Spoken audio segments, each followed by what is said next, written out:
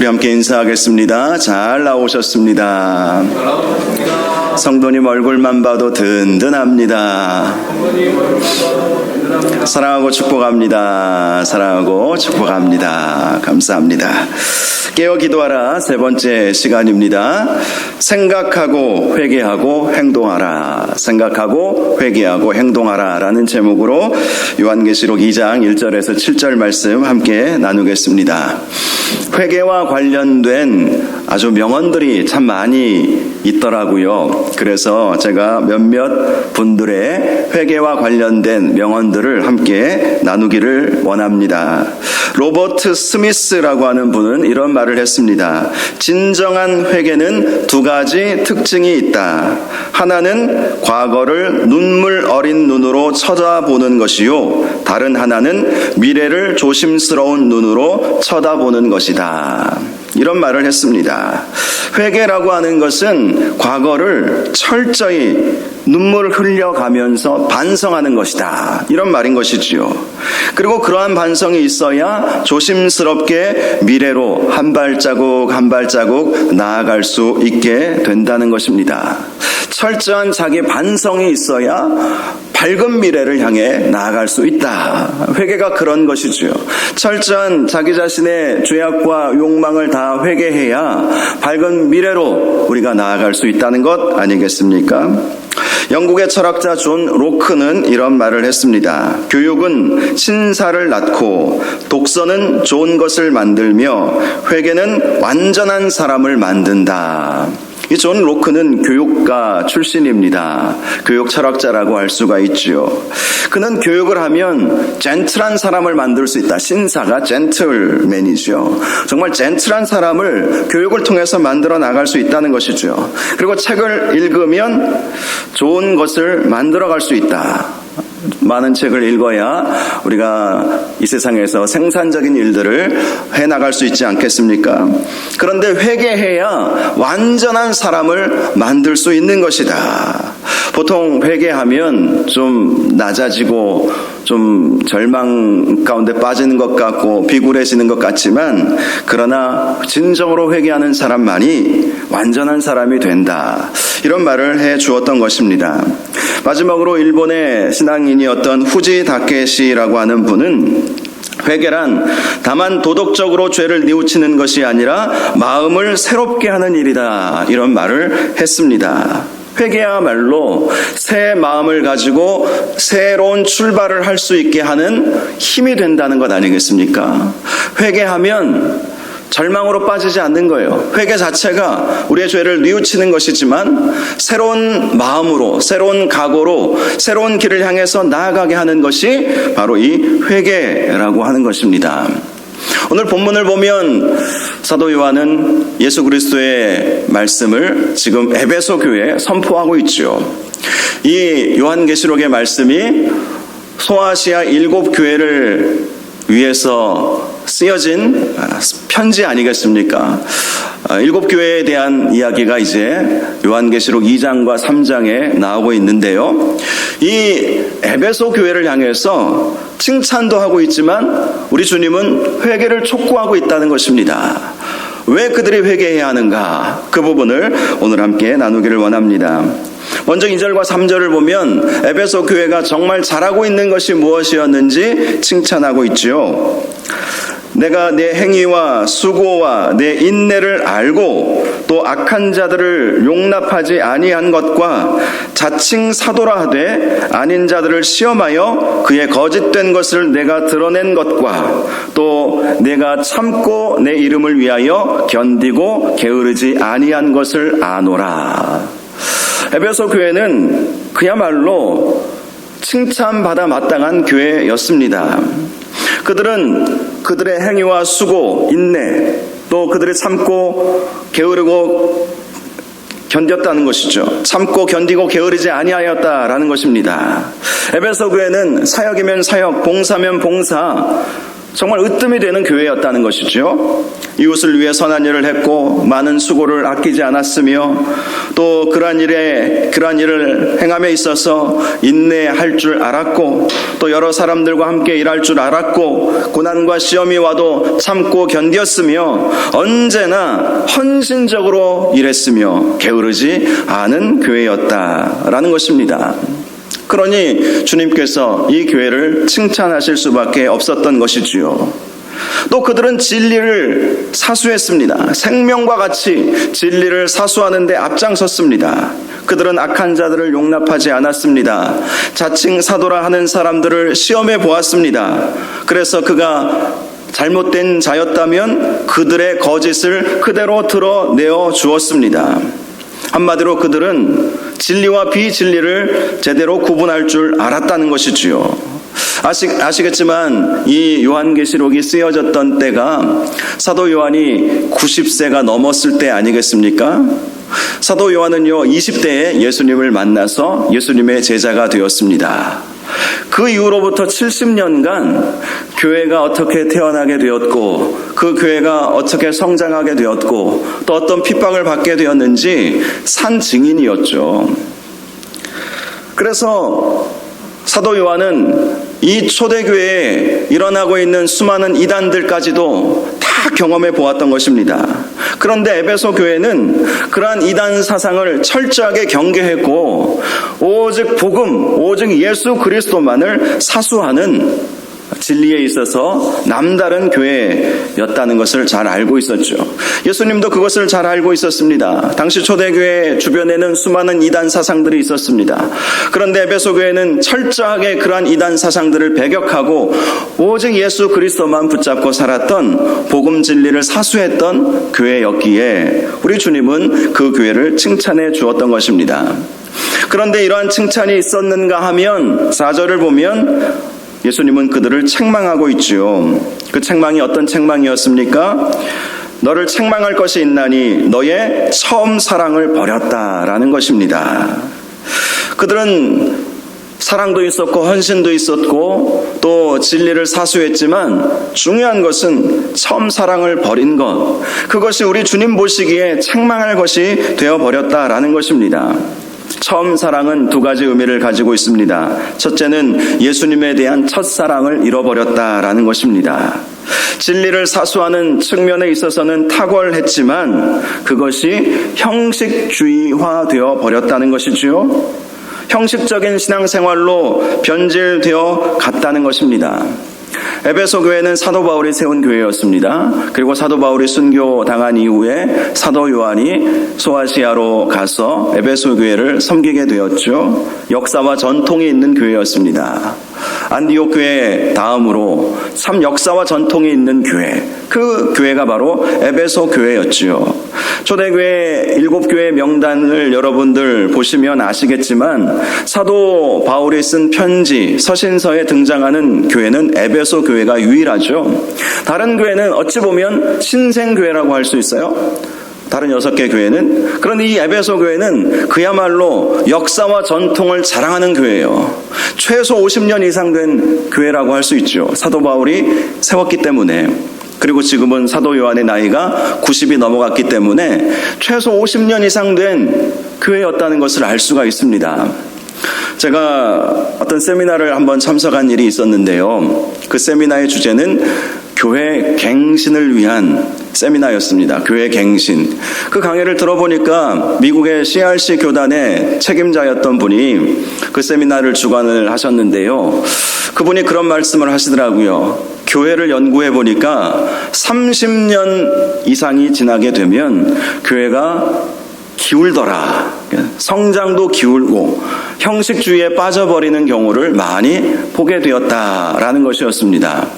미국의 교회들도 역사와 전통이 참 깊죠. 오늘날 우리가 유명하게 잘 알고 있는 세들백 교회, 윌로우 크릭 교회, 또 로버트 슐러 목사님이 개척했던 수정교회. 이 수정교회는 사라졌어요. 그렇게 멋진 건물을 자랑하던 이름 자체가 크리스탈 처치 아닙니까? 크리스탈, 수정처럼 교회 예배당이 얼마나 예쁜지 몰라요. 유리로 다 지어졌거든요. 그러니 얼마나 아름답고 정말 예쁜 교회당, 예배당이었습니다. 저도 미국에서 공부할 때 한번 구경 가본 적이 있었거든요. 화장실이요, 호텔 화장실이더라고요. 물론 제가 최고급 호텔을 들어가 본 적은 없지만 제가 보니까 5성급 호텔 화장실처럼 꾸며놓은 것 같더라고요. 정말 깨끗하고 청결하고 시설도 잘 돼 있고, 야, 이곳에 출입하는 성도들은 화장실에서도 은혜 받겠구나, 이런 생각이 들 정도로 화장실도 화려한 그런 교회였습니다. 그런데 그 교회가 유지를 하지 못해서, 그래도 감사하게도 다른 이단 교회에 판 것은 아니고요. 그 캘리포니아 지역에는 남미에서 올라온 히스패닉이라고 부르거든요. 남미 출신의 이민자들이 참 많이 있는데요. 그들에게 그 교회를 팔았다고 합니다. 그래요. 교회가 30년, 40년, 50년 되면 뜨거운 열정이 사라져버리고 형식만 남게 되죠. 조직만 남게 되고 제도만 남게 되는 것이죠. 에베소 교회가 그런 것은 아닌가 조심스럽게 생각해 보게 되는 것입니다. 30년이 지나는 교회들을 어떻게 갱신할 것인가, 그것이 제가 들었던 세미나의 주요 요지였는데요. 결국은 다시 한번 말씀으로 돌아가고, 다시 한번 기도운동, 다시 한번 은혜 받아야 된다, 그런 것들을 강조하는, 어찌 보면 단순한 주제의 세미나였지만 많은 것을 생각하게 하는 세미나를 제가 들은 경험이 있습니다. 그리고 교회가 역사와 전통을 자랑할 수도 있겠지만 역사와 전통을 자랑해서만은 안 된다는 것이죠. 처음 가졌던 그 순수한 복음의 열정, 주님을 향한 그 뜨거운 사랑, 그것이 있는지를 항상 스스로를 점검해 보아야 한다는 것입니다. 그리고 그들은 서로에 대한 처음 사랑을 버렸다라는 것을 알 수가 있습니다. 처음에는 서로가 서로를 얼마나 사랑했는지 모릅니다. 함께 모여 성도의 아름다운 교제를 나누었고 서로 이해해주고 용납해주는 가족 공동체를 이루게 되었던 것이지요. 그런데 진리를 사수한다는 명분으로 그 사랑이 식어지고 서로 정죄의 칼날을 겨누기 시작한 것입니다. 그들이 보니까 어떤 사람들은 잘못된 신앙생활을 하는 것처럼 보이거든요. 그러면 보통의 경우는 어떻게 하겠습니까?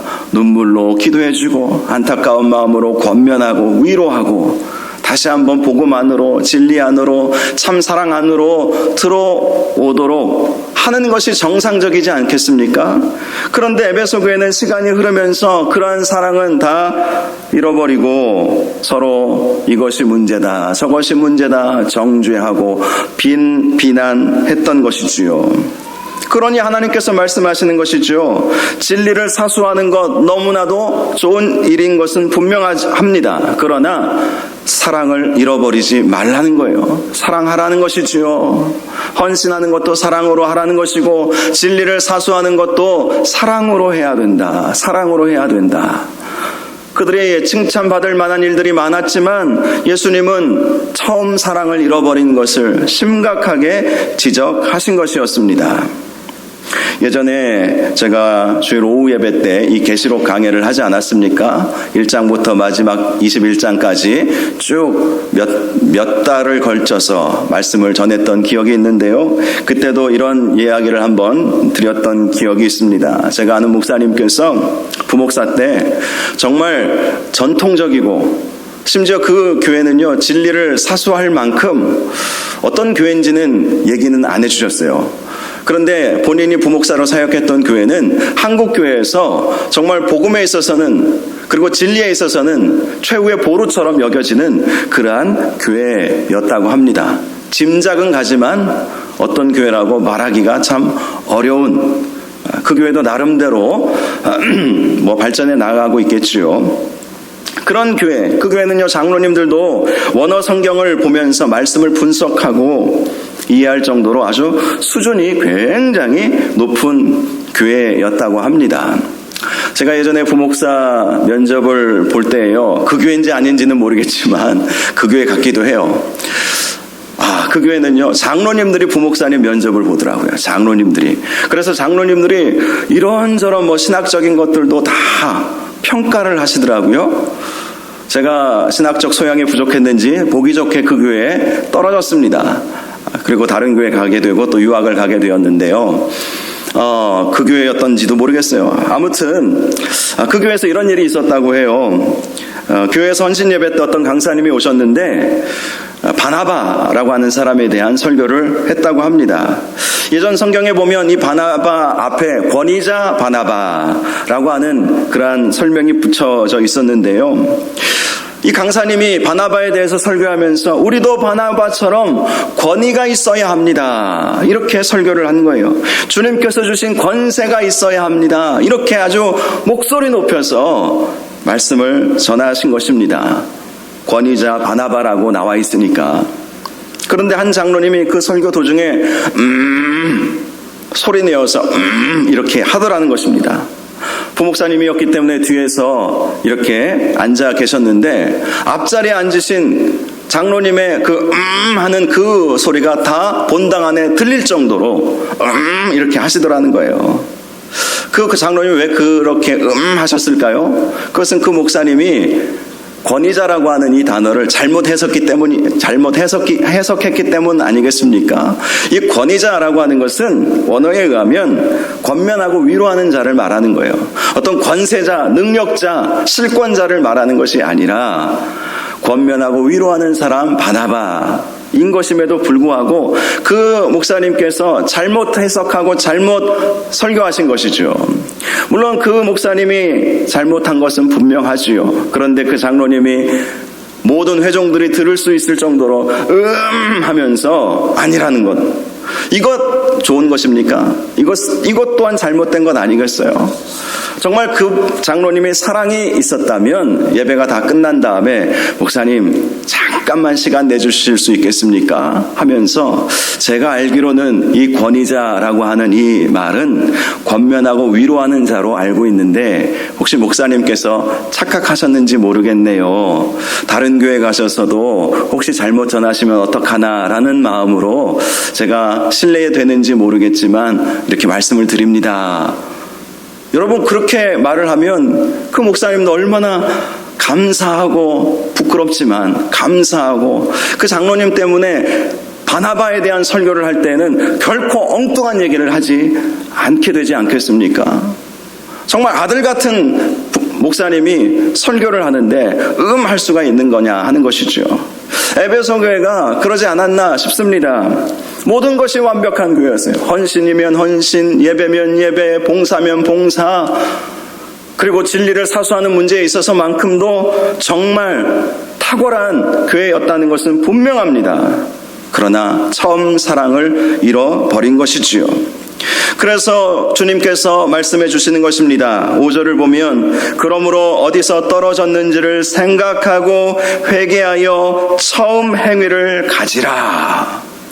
생각해 보라는 거예요. 어디서부터 그렇게 되었는지, 왜 그런 사랑을 잃어버리게 되었는지 한번 깊이 생각해 보라는 것입니다. 그리고 회개하라는 것이고 처음 행위로 돌아가라는 것이죠.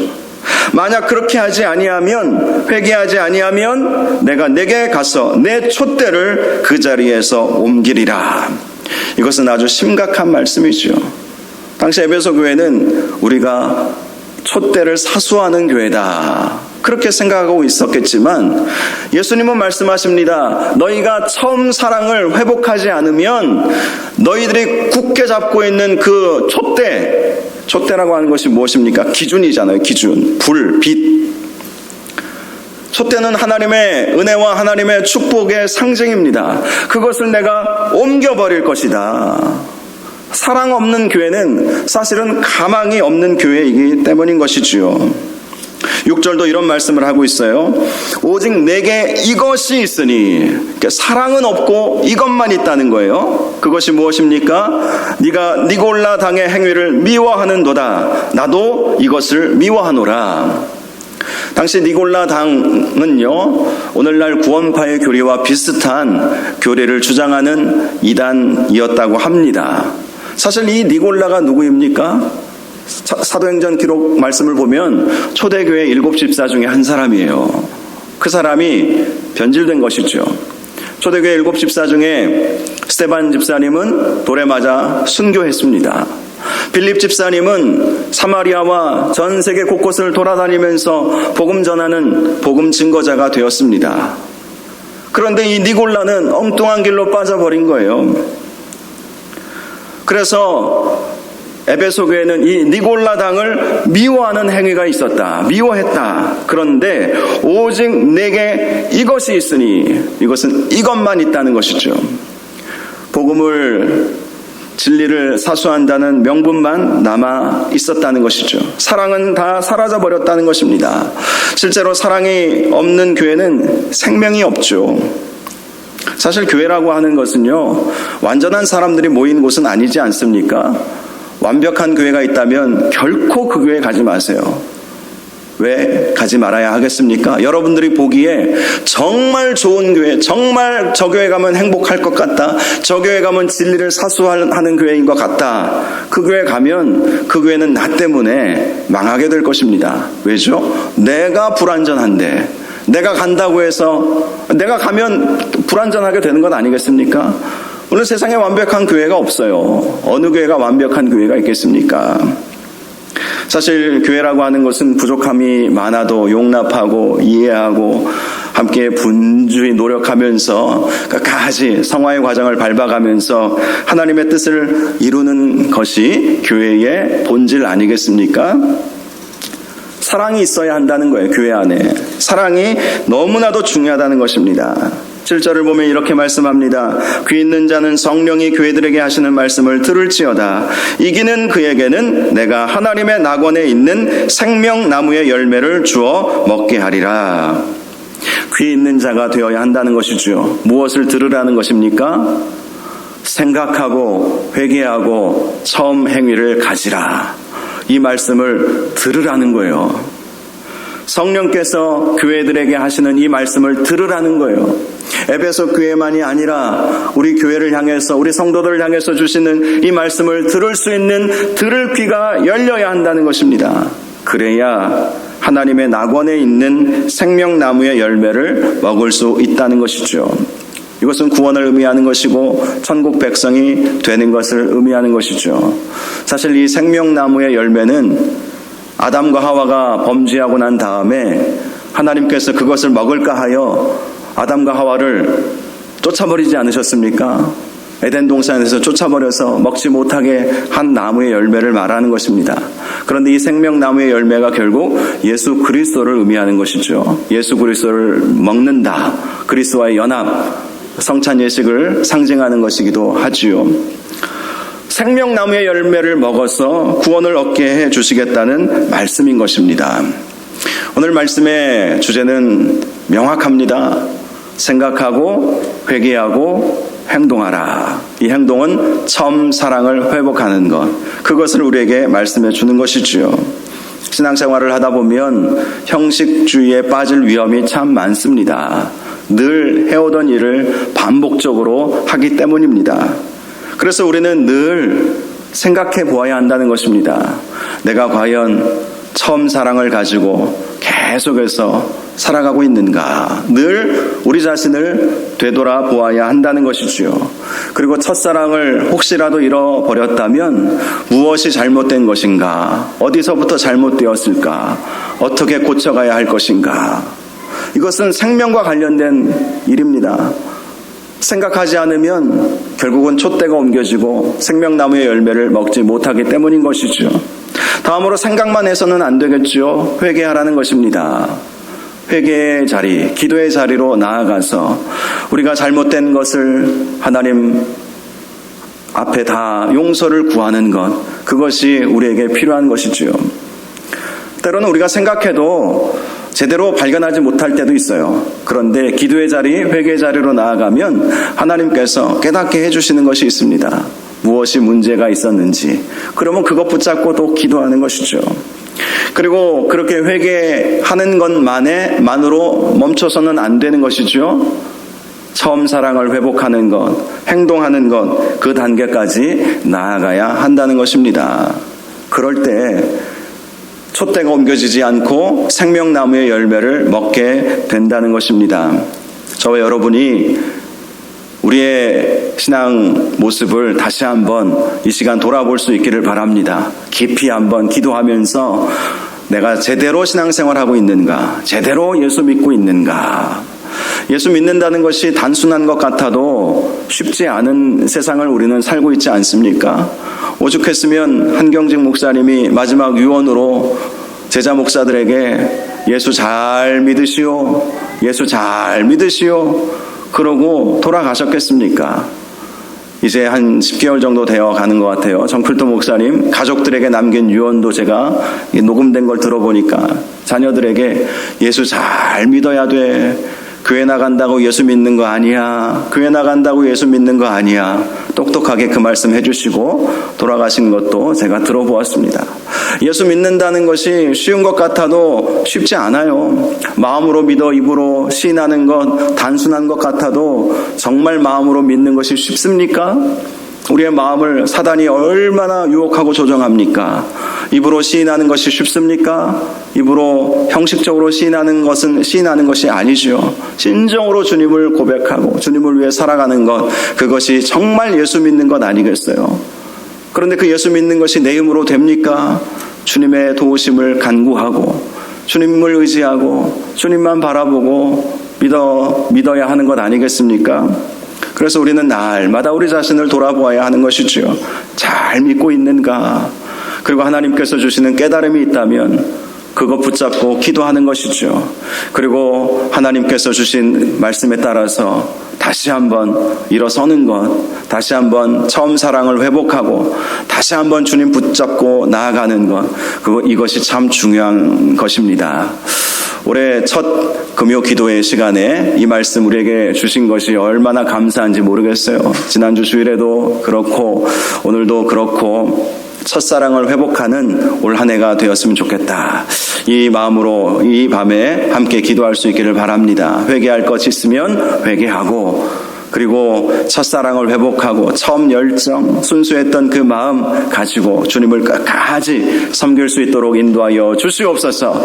우리 이런 제목으로 우리 함께 주여 한번 부르짖고 기도하겠습니다. 주여, 거룩하시고 존귀하신 아버지 하나님, 너희가 처음 사랑을 버렸노라. 책망할 것이